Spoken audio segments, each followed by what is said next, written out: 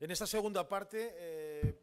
this second part, we are going to have Guillermo Altadill, well known. He started sailing here, first Spanish sailor in ocean racing, and he also competed in Olympic competition, and also Joan Villadelprat, the first non-Italian head of Ferrari and general director of Pros GP, Joan Villadelprat, 30 years linked to Formula One, and now an analyst in the leading broadcasts of Catalan television.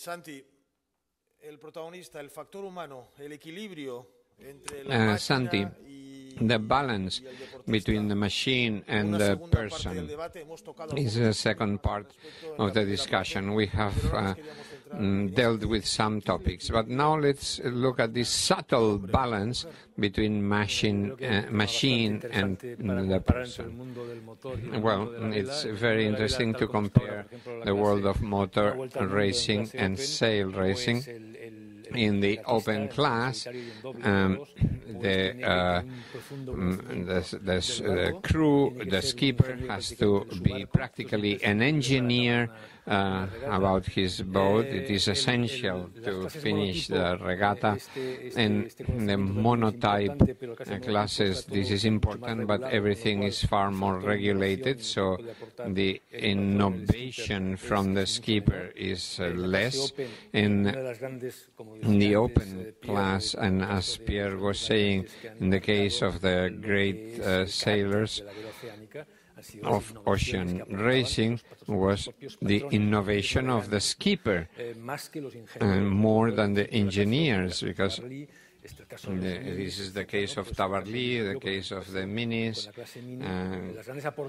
because the great contributions were made by the skipper or by the sailor, and then the technical team was reacting to the innovation proposed by the skipper. All of this has changed. Now there is a lot more intervention by the engineer, but many IMOCA boats are designed following the school, which is based on the skipper's experience. So we're going to start now comparing sailing with motor racing, because in Formula One, the pilot, although I'm not an expert in Formula One, provides a lot of ideas, sensitivity, which has changed. And can we establish a parallel? Well, of course, it is very important to have a good pilot, because it tells the engineer how to work. When the pilot has to understand where he can get the best time, because sometimes you think that this curve wants to be faster, and then you are losing 1/10 of a second when you can get it somewhere else. So they have to concentrate in these areas, but the topic that the pilot is an engineer is not true. Nothing like that. I mean, there are pilots which had a bit more knowledge and others who have less. Nowadays, we need a pilot with a physical adaptation, etc., but they have to have a good mechanical base, because you have to understand all the mechanisms, and you have to know how to use these devices and at the situation which is at the limit. But the pilot is not an engineer, because it's not a matter of engineering. But in Formula One, you are talking about 500 people, 600 people.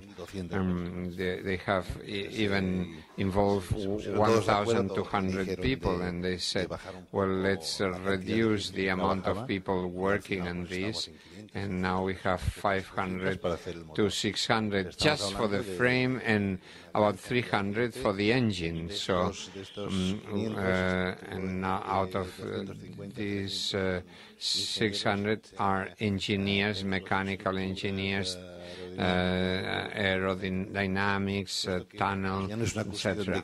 So the pilot is not an engineer, is a pilot. The pilot points out the direction and where to go. And Guillermo, in racing around the world, I mean, well, in sailing, there is a part which is the scientific part, which is dealt with by the designers, the structure designers, sailing designers, and then we have the intuitive part of the skipper. And sometimes you don't know why the boat doesn't have enough control. You don't know why, and then we report to the designers. So you can never talk with the engineer in technical terms, because you've been sailing and he has been studying. So and he knows about this. So you have to coincide in one point, I mean, which is intuition and science, and then you have to find a solution. But I agree with him in the sense that a skipper is not an engineer. I mean, you cannot be dealing directly with the engineer, because these are very different worlds. One is scientific and the other one is intuitive. But in your case, in the Barcelona World Race, you had to deal with the desalinating machine, with the rudder. You should know how it works, no? Yes, the ocean skipper, I mean, 50% of the success of a race like the Vendée Globe or the Barcelona World Race is that the person is capable of fixing from electronics to a sail to a desalinating device, and you have to know how to stitch sails, etc. You have to know electronics, etc. Yes. Joan Porcar. And also in the Dakar, no? Yes, in the Dakar, they have to fix things. Yes, they have a lot of common, you know. I mean, ocean racing and desert or long-distance racing has a lot to do also with the economic means, because when you talk about the money of Formula One, it's like we're talking the smallest team 60 million to Ferrari, which invests 400 million. It's like competing in an aerostatic balloon or going to the moon, you know. So 1 year of Ferrari is 45 IMOCAs, no? Yes. Yes, well, you coincide with that. I mean, the engineers and each member of a team has to do specialized work. But with this economic dimension, you have to include more specific human elements in each one of the items. For example, in sailing, like the Volvo Ocean Race, how many people are in the Volvo Ocean Race? 50 or 60 people. And in Formula One, and the paddock, we have 60 people, but in the factory you have 600 people. So you can't compare, because if the budget of Ferrari would be in the hands of the Volvo Ocean Race, probably they would have all of these people, because since they would have the means, then they could fine-tune. Yes, what is the budget of Formula One? Whatever you have and a little bit more, because you always spend more. In Formula One is whatever you have. If you have 100, 100. If you have 120, 120. If you have 200, 200. But if you have them, you're going to spend them and a little bit more, because there is always more people, more work, more specialists. And there is an anecdote. I mean, an engineer who was racing for Nissan said, and the only thing that I can't calculate is the pilot, no? And he's the one who breaks my car always, you know. That's the only part you can't calculate. You said, you mentioned the comment of Niki Lauda, that in 1993, in Formula One, there was the highest amount of technology. You had the 4 driving wheels, traction control, throttle by wire, and the assisted steering, etc., everything. And there is when they started limiting. And it is true that we could go without a pilot. We could take the car out of boxes, go all around the circuit in 1993 and come back. Well, in sailing, you could also do the same. I mean, because you can have remote control to sail a boat, no?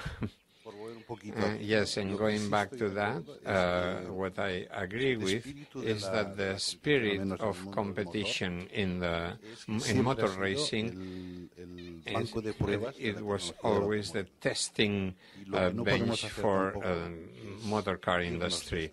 So we cannot abandon this philosophy.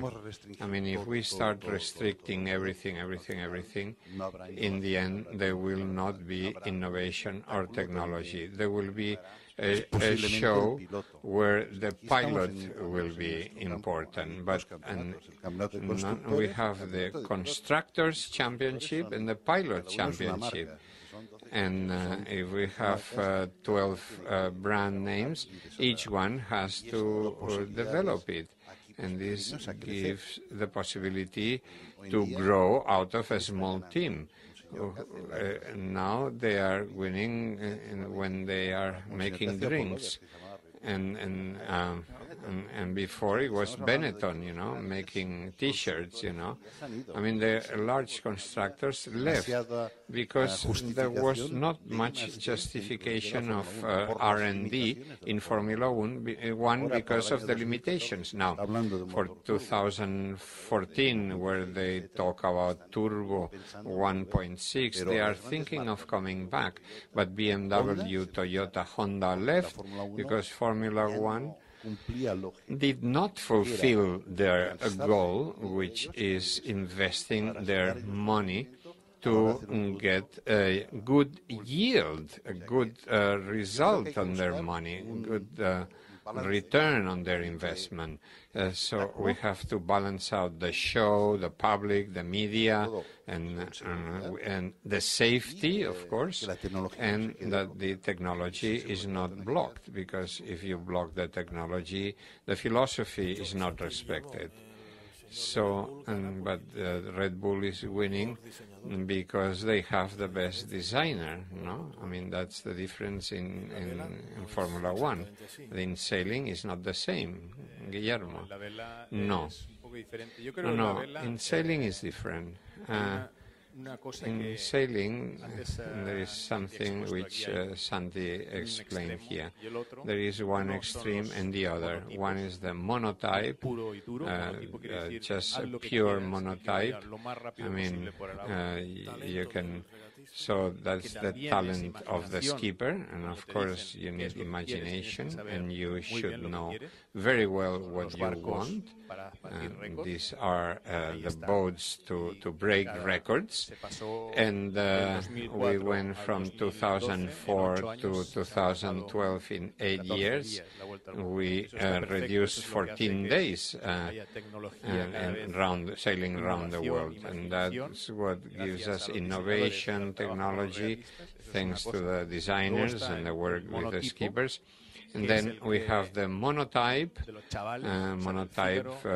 Figaro, the Mini, Transat, and one selecting the people who are learning.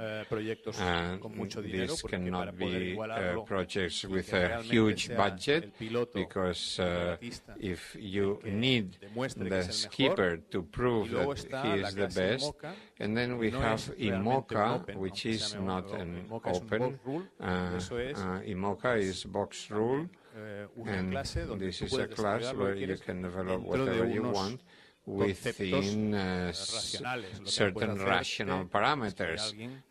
You cannot have is a titanium keel, which is not safe, is very expensive, etc. So the safety in sailing is a very high priority above technological innovation. Otherwise, we're going around the world and maybe we'll end up in a drama. So in sailing, we have this, and we have one extreme, do whatever you want. The other one, go sailing in a monotype, Figaro, Mini, whatever, to train young skippers. And then we have IMOCA and Volvo 65, which is a monotype, which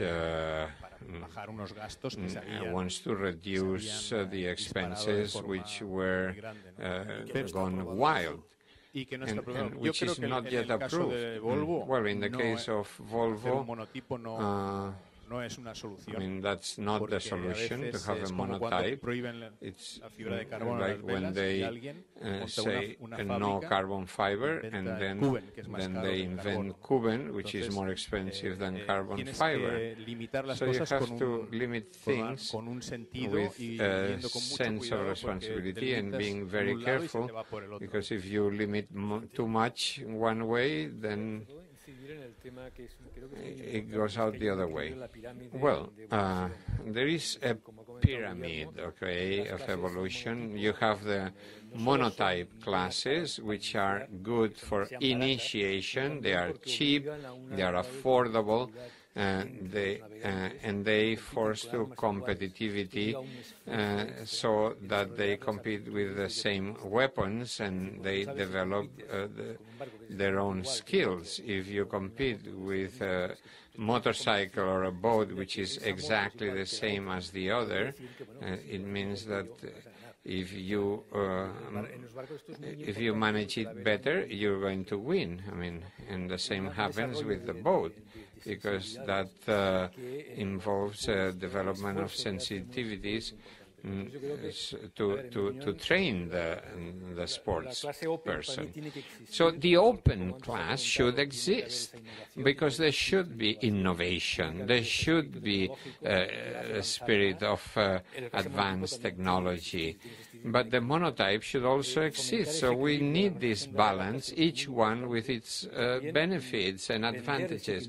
So, and then we have to sell this balance to the sponsors, so that they understand how it works. Okay, would you like to add something before giving the floor to our colleagues? You want to ask something to Guillermo?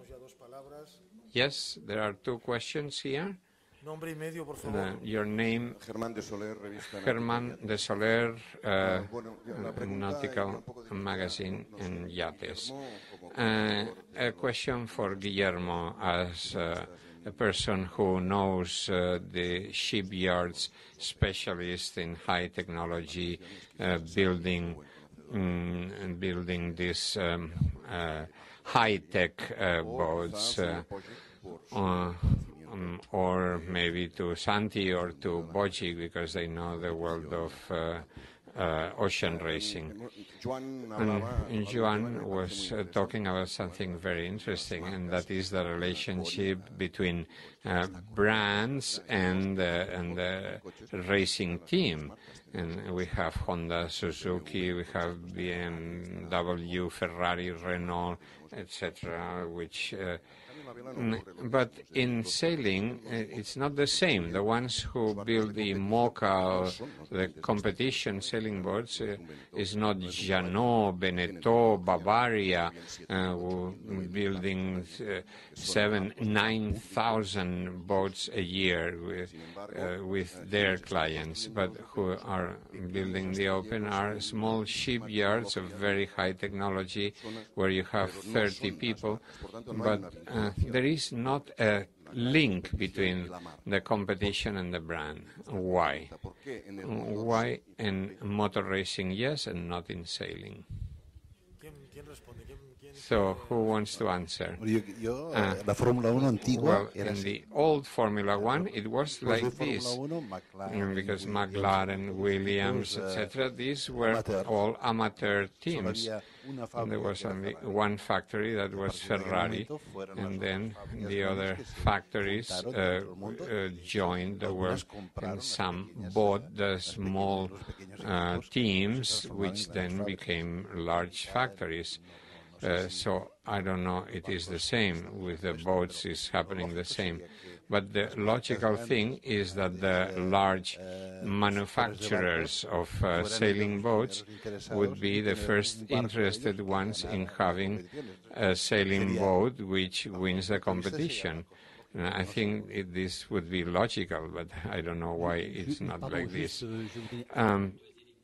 Yes, and it is exact what you say, but in sailing there is no industrial support. It's one of the major problems we have. We are still in an important economic dependency. For example, Beneteau, which is the world #1 in boat building, but of course their turnover cannot compare with the turnover of the automobile constructors.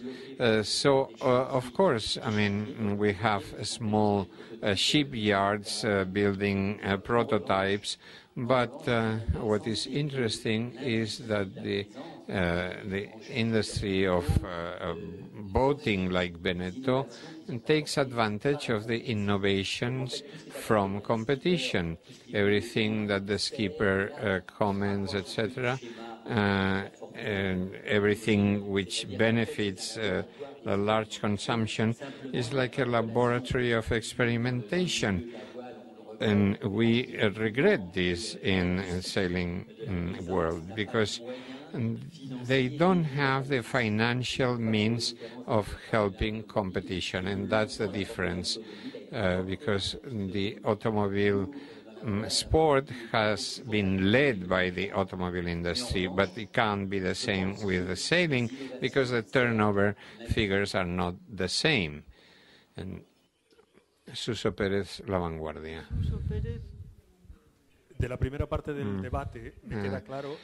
It's clear the idea of keeping the philosophy of a competition from the time it is created, to keep the philosophy it was born with. And you have been talking along the same lines. I would like to ask you whether in the case of Formula One, Joan, it is imaginable to make monotypes. But the fact that they race with the same tires is not a contradiction. And Guillermo, I wanted to ask you whether in this line of keeping the philosophy that the Volvo breaks its philosophy when they go for monotypes. I mean, they are at a level in which they should keep playing with technology and with special developments. And the tires are, no, there are many things which are the same.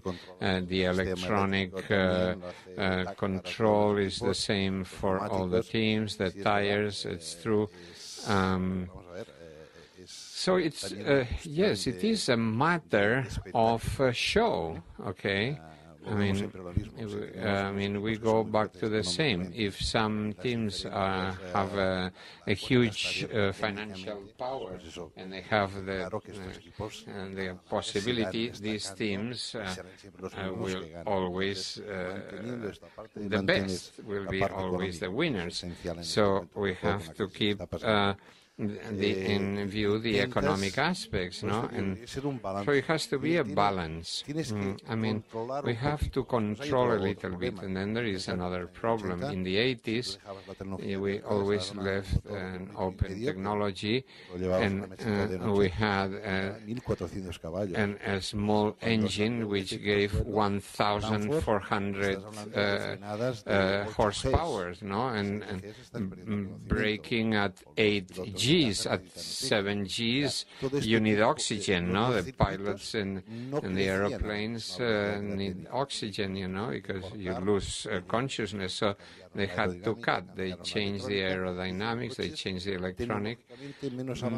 These cars are technologically less advanced, but they were safer. And now they are giving priority to the show more than the technology. But we have to find the medium term so that we keep the show and we keep the objective, which is the test ground for motor car industry. Well, concerning the Volvo, the Volvo has been looking for a format always. First was IR, then Volvo 60 with the Maxis, then they were looking for another, just to get better participation and more boats at the departure line. It has the same disadvantages having a monotype or a completely open class, because what happens with the monotype is that the little difference, which is minimal, I mean, something which implies many hours of research, it just gives you 1,000th of an advantage. Now the monotype includes even, I mean, the same covers, for example, you know, from the same manufacturer. And in fact, there is a team which is looking for the small loophole, you know, which allows them to win an advantage, to get an advantage. And it's not a formula, I mean, to win. I mean, in my opinion, I think the mistake of Volvo is to make it monotype, and the great advantage of IMOCA is to keep it open. Of course, open with a box rule where there are no excesses with unlimited budgets, or where R&D is unlimited. So I think that Volvo will have little participation because it has a huge budget, and in the present recession this is also a barrier, and it's not so attractive. I mean, for example, everybody was thinking of and the Transat Hans Varbre, and there we saw 12 IMOCAs, and they said, look, and he was studying each boat. They said, and who is sailing here? And he knew whether it was young, old, if he liked swimming or not. I mean, if Jean-Pierre has a huge protection because he doesn't like the spray and everything very high because he was very tall, and imagine 12 boats all the same, it's very boring. I mean, only the change, only the color of the sponsor would change. So I think we need an open class, but reducing the budget, but we are still talking about 12, 16 million euros. And are you different, Guillermo, in a Volvo, in a multi-hull, in an IMOCA? Yes. Which are the differences in these three versions? Well, in the open, I mean, open, in multi-hull, the speed of the boat is much higher, and you have to be very conservative. You have to rationalize with the crew in the Volvo is different. It is the toughest of all. I mean, sailing with 12 people and sailing the boat for 20 days at 120% is very tough. And then you have IMOCA in double. I haven't sailed in solo, which changes completely your mind. You can't sail at 100%. You have to be self-sufficient. And you are not a specialist in one thing, and it's either you or the other. So you have to change your attitude. Okay, so do you know that Joan Villadelprat had a boat, and he has very good feelings. Do we have any more questions from the social media? Sorry, I have one question for Guillermo. So, if you win the Volvo or the Vendée with a strict monotype, wouldn't be happier because you had the fastest boat, for example, in Porcar? Well, when you sail a monotype, you are sure that your team did it better, but I think that many races in monotype, in the open class, the race starts long before, because you have to choose your boat, you have to choose your designer, you have to tell the designer how do you want the boat. And this is part of the competition, the imagination, the technology, innovation. And you shouldn't only sail, but you have to think further, and you have to imagine what kind of boat you want, and imagining different things from what you had. Why couldn't I go faster if I use hydrofoils, for example? And this is part of the show and part of the interest of the public, and that makes the technology, for example, using carbon fiber and using membrane in the sails and not Dacron. So when you have monotypes, you are proud because you know that it's your merit. But I think that the part of imagination, innovation in technology is part of the merit of the skipper, and also the media resonance. Okay. Do you have any questions from the social networks? Yes, we have some questions. In general, for Guillermo, Santi, etc. The monotype races, like the Mini Transat or Figaro, are fundamental for the training of skippers. Should we foster greater participation of Spanish skippers as in France?